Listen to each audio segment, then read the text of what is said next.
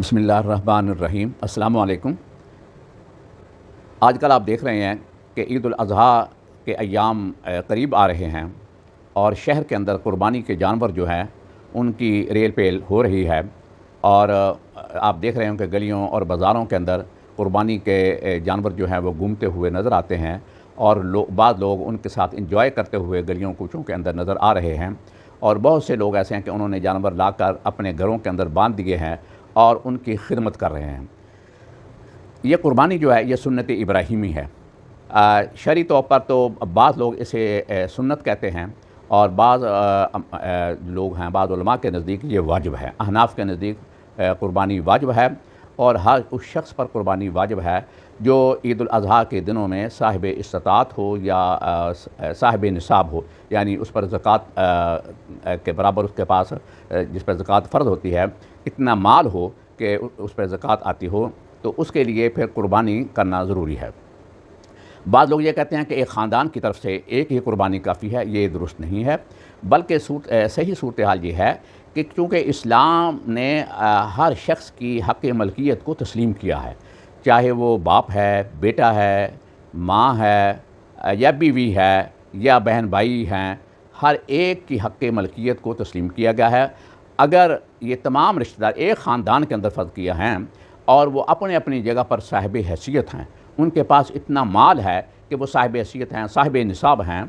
تو پھر ان پر الگ الگ جتنے لوگ صاحب حیثیت ہیں ان پر قربانی آئے گی۔ یہ نہیں ہے کہ ایک شخص قربانی دے دے وہ سب کی طرف سے ادا ہو جائے گی، بلکہ جتنے صاحب جائیداد، صاحب حیثیت، صاحب مال لوگ ہیں۔ زکوٰۃ اور قربانی کے اندر صرف اتنا فرق ہے کہ زکوٰۃ 1 سال کے بعد لازم ہوتی ہے، کہ یعنی آج کسی کے پاس اگر مال آیا کہ وہ اس سے زکوٰۃ آ سکتی ہے، تو پھر وہ ابھی اس نے زکوٰۃ نہیں نکالنی، بلکہ جب یہ مال اس کے پاس 1 سال گزر جائے گا تو پھر اس پر وہ زکوٰۃ جو ہے فرض ہوگی۔ 1 سال گزرنے کے بعد فرض کیا کہ 1 جنوری کو اس کے پاس پیسے آئے یا مال آیا، تو اگلے سال 1 جنوری کو چونکہ اس کا سال ہو جائے گا، ہم نے اسلامی مہینوں کا ہم حساب کریں گے، وہ چونکہ اسلامی مہینے اور جو انگریزی مہینے ہیں ان کے اندر تھوڑا سا ایک فرق بھی ہے، تو اسلامی لحاظ سے جب اس پہ سال گزر جائے گا تو پھر اس پر زکوٰۃ لازم ہو جائے گی، فرض ہو جائے گی۔ لیکن قربانی کے اندر ایسا نہیں ہے۔ قربانی کے اندر یہ ہے کہ اگر فرض کیا قربانی والے دن یا قربانی سے 1 آدھا دن یا قربانی کے 1 آدھا دن رہتے ہوئے بھی اگر اس کے پاس کوئی مال آ گیا، پیسے آ گئے، وہ صاحب نصاب ہو گیا، تو اس پر قربانی واجب ہو جائے گی، یعنی لازم ہو جائے گی، سنت ہو جائے گی۔ اور جس طرح آپ جانتے ہیں کہ جس طرح قربانی یہ ہے کہ کوئی ایک شخص جو ہے اپنی طرف سے کوئی بکرا، دمبا، گائے یا اس قسم کی کوئی چیز قربانی کرتا ہے، جو بڑے جانور ہیں ان کے اندر 7 لوگ اس قربانی کے اندر شریک ہو سکتے ہیں، یعنی کہ اگر گائے وغیرہ ہے تو اس کے اندر 7 لوگ شریک ہو، یعنی 7 لوگوں کی طرف سے اگر ایک گائے ذبح کر دی جائے تو وہ 7 لوگوں کی طرف سے قربانی ہو جائے گی۔ آج کل ایک رواج عام ہے کہ اجتماعی قربانی کرتے ہیں، جس طرح بہت سی سیاسی جماعتیں، مذہبی جماعتیں یا مختلف تنظیمیں جو ہیں وہ اجتماعی قربانی کے اشتہارات لگاتی ہیں، اور آج کل جس طرح آپ کو پتہ ہے کہ 20-25 ہزار روپیہ ایک حصے کا تقریباً چل رہا ہے اوسطاً۔ اس میں کوئی حرج تو نہیں ہے، لیکن ایک بات کا خیال رکھنا بہت ضروری ہے کہ اس اجتماعی قربانی کے اندر جتنے بھی لوگ ہیں، ایک تو تمام کے تمام مسلمان ہوں۔ یہ ذہن میں رکھیں، میں دوبارہ کہہ رہا ہوں، میں اس کی مزید وضاحت نہیں کرنا چاہتا، کہ تمام کے تمام لوگ اس قربانی یا 7 حصے جو ہیں بڑے جانور کے، اس کے اندر جو قربانی کے اندر شامل افراد ہیں وہ تمام کے تمام مسلمان ہوں، اور ان تمام کی نیت قربانی کرنے کی ہو، نہ کہ صرف ایسے گوشت کھانے کی ہو کہ چلو گوشت کھا لیں گے، تمام کی تمام نیت بھی ان کی قربانی کرنے کی ہو۔ اس بات کا خیال رکھنا ضروری ہے۔ اس لیے وہ لوگ جو اجتماعی قربانی کا اہتمام کرتے ہیں ان کے لیے یہ ضروری ہے کہ وہ ایسی باتوں کا خیال رکھیں اور ایسی باتوں کی چھان بین کریں کہ جو لوگ اس میں حصہ ڈال رہے ہیں وہ کون ہیں، ان کے نظریات، خیالات کیا ہیں، وہ مسلمان بھی ہیں یا نہیں ہیں۔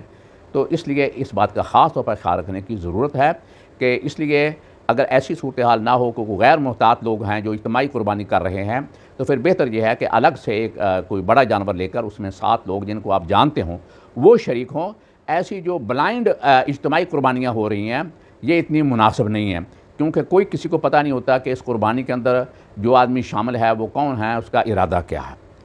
اس کے علاوہ اب ہم دیکھتے ہیں کہ ہم اپنی خوشی سے بڑے بڑے مہنگے 50-60 ہزار تو معمولی سی بات ہے آج کل، وہ بکرا وغیرہ اگر آپ لے کر آئیں، لاکھ روپے کے بکرے بھی آج مہنگائی کا دور ہے، بہت مہنگے ہو چکے ہیں۔ تو ان جانوروں کو جب آپ گھروں میں لاتے ہیں تو ان کی خاص احتیاط کی ضرورت ہوتی ہے۔ ہم بڑی خوشی خوشی جاتے ہیں وہاں سے، جو ان کے لیے دانہ لے آتے ہیں وہ دانہ ڈالتے ہیں، اور یا کوئی اور ایسی چیزیں ہوتی ہیں، تو اس لیے خاص طور پر یہ خیال رکھیں کہ بعض اوقات یہ جو جانور ہوتے ہیں انہیں دانہ وغیرہ کھانے کی عادت نہیں ہوتی، وہاں پر جہاں پہلے وہ رہے ہوتے ہیں وہاں پر انہوں نے دانہ وغیرہ نہیں کھایا ہوتا، تو آپ اسے زیادہ مقدار میں اگر دانہ ڈال دیں گے تو ان کے لیے پرابلم پیدا ہوگا اور ان کا پیٹ خراب ہوگا، جسے ہم موک وغیرہ کہتے ہیں۔ یہ بہت خطرناک ہوتا ہے، موک اگر لگ جائے تو جانور کچھ ہی وقت میں وہ اللہ کو پیارا ہو جاتا ہے اور چل بستا ہے، اور بعض اوقات سنبھلنے کا بھی موقع نہیں ملتا۔ اس لیے کوشش کریں کہ انہیں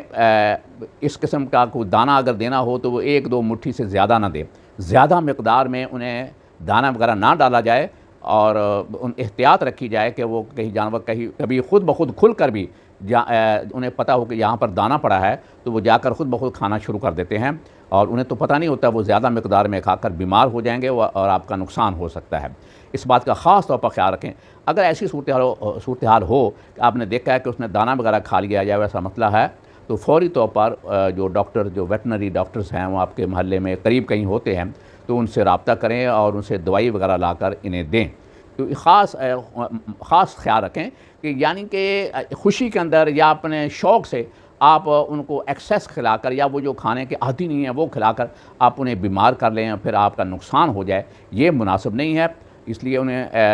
آج کل تو بنایا ونڈا بھی مل جاتا ہے، جو عام طور پر اچھے ونڈے ہیں وہ